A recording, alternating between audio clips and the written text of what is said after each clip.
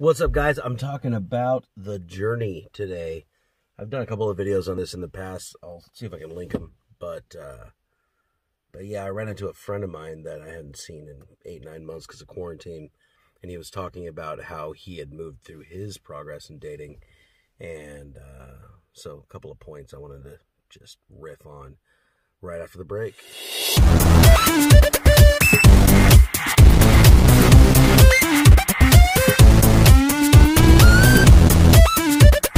So he was talking about, this buddy of mine, he was talking about when he first met me, he was just afraid of himself and didn't know what to do, didn't know what to say to, be attractive or whatever. And I didn't really coach him much. He was just in my space and we went out together a bunch. And he took him about 1.5 years and he got his self-confidence up and he started being a lot more aggressive and had to dial that back a little bit. And he just went through his whole thing. And by the end of the conversation, he was like, it was a one-sided conversation because he was basically just telling a big story. He was like, I'm so happy I went through all that stuff because it kind of brought me where I am now. And I saw the depth of the human interaction with everybody that I dated, even though we weren't compatible. Like we tried the thing together and we learned who each other were through those things. And it brings me back to the point that I was making the other day about how dating is specifically designed to see if you guys are compatible to move to the next level. I mean, whatever your goals might be. I mean, I've got some clients and, whoops, I don't know what happened to my light. I've got some clients who want to maintain multiple open long-term relationships.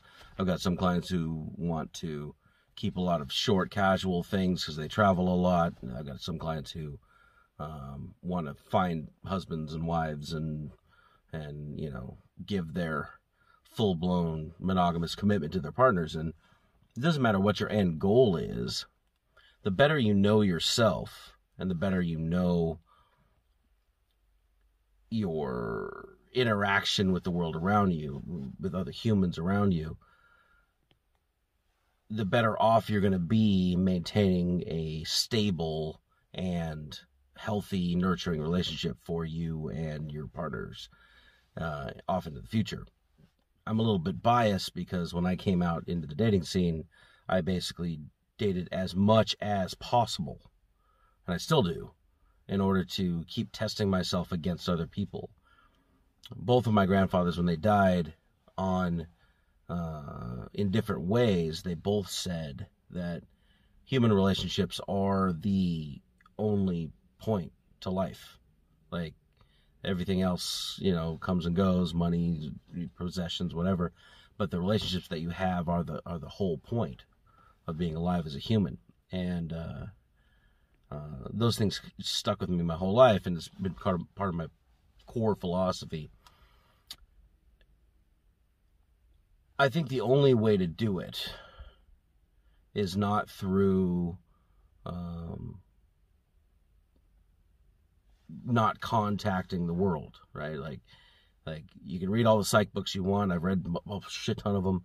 You can go to school for it. You can watch things on TV, you can watch movies, you can watch all these different media sources to tell you how relationships should work or how your ideals should pan out and how you should treat somebody else. You can read little Instagram quotes, but nothing compares to the real world application knowledge you get from throwing yourself in the deep end in the relationship pool with people and then working it out.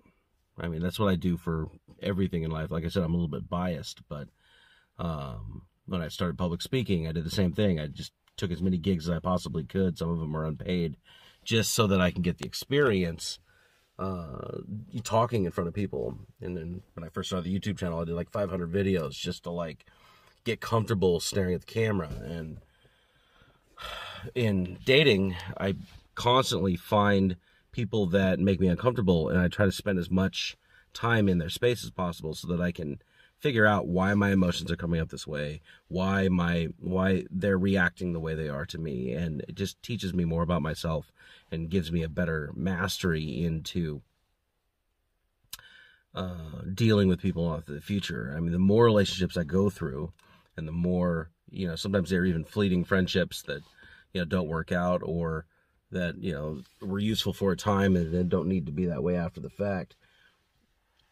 The more of them I go through, the better equipped I am to handle a bigger variety of human emotions, and it makes me a stronger, less reactive partner to anybody that I'm with. And I think one of the only ways to do that is to go through it. Sometimes the only way through is to get through it. Like you can't.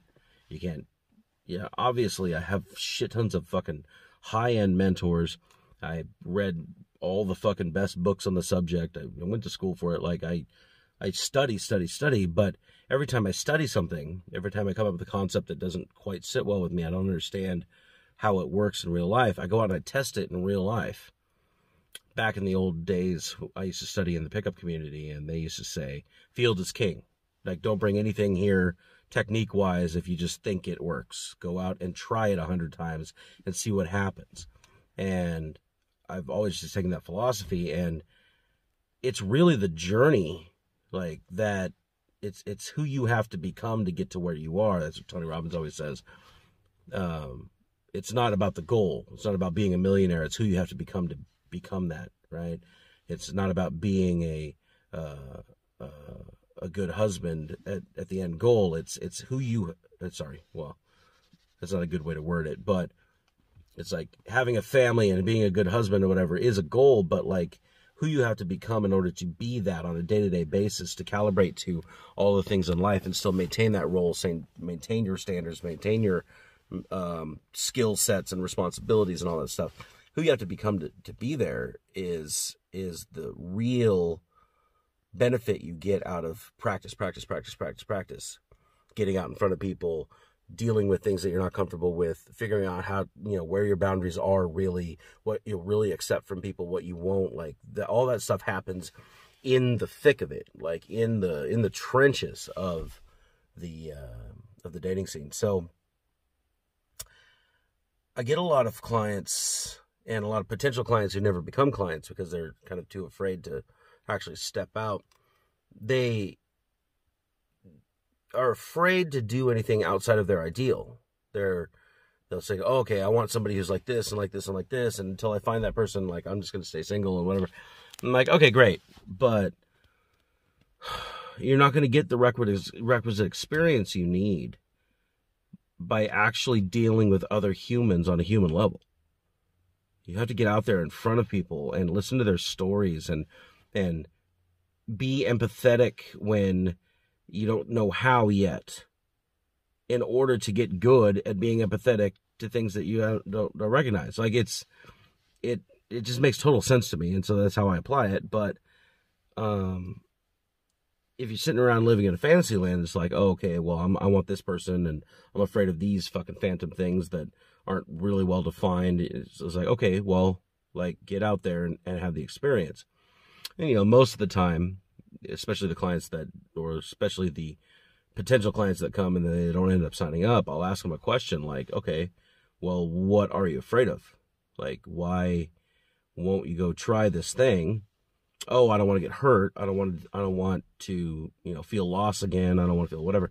And avoiding that pain makes you also avoid the learning experiences necessary to make you actually good at this shit, to make you able to connect with another human being, build rapport, have meaningful conversation that's going to leave an impact on both of you.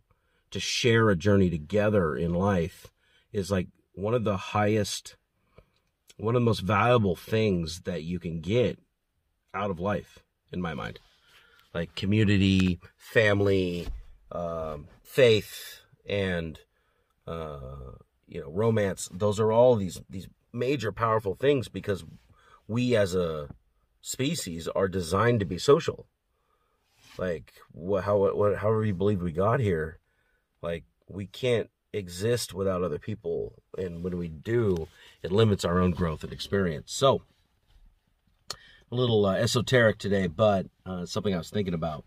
And so today's challenge for you is to figure out whether or not you have been actually putting things into practice and going out there and being in the arena and learning how to interact, or if you've just been sitting around theorizing, blaming it on external, and holding yourself back from having that experience, because those experiences are what are going to teach you how to become the person that you need to be to get your end goals in the first place. So pull out a piece of paper or get in your journal and write down all of the ways that you think you could interact in a safe way. Like, obviously you don't want to go out there and get hammered and fuck a bunch of people if that's not part of your goal set, but in a safe way you can get out on the dating scene and get in front of a bunch of different people with the purpose of dealing with things that aren't comfortable, so that you get better at dealing with those things that aren't comfortable. You get to know so much about yourself that way. You get to know so much about how other people interact with you and how they perceive you in that way, that if you just push through all that stuff, your identity and your compassion for other people just tends to grow exponentially. I've seen that myself. I've seen that with a number of my clients, and I think it's just good for the world to go out there and not expect perfection of yourself and learn in the real world, real emotions, real vulnerability, communications that you have. So that's my thing today. Let me know in the comments below what you think about fear and self-protection and all that stuff that we were just talking about. And yeah, check out the other challenges from last week and the week before here. Check out yesterday's video here, and subscribe if you're not subscribed over here. I don't know what David's topic is today, but his will be linked down in the description below. And I'll see you guys tomorrow. Until then, stay awesome.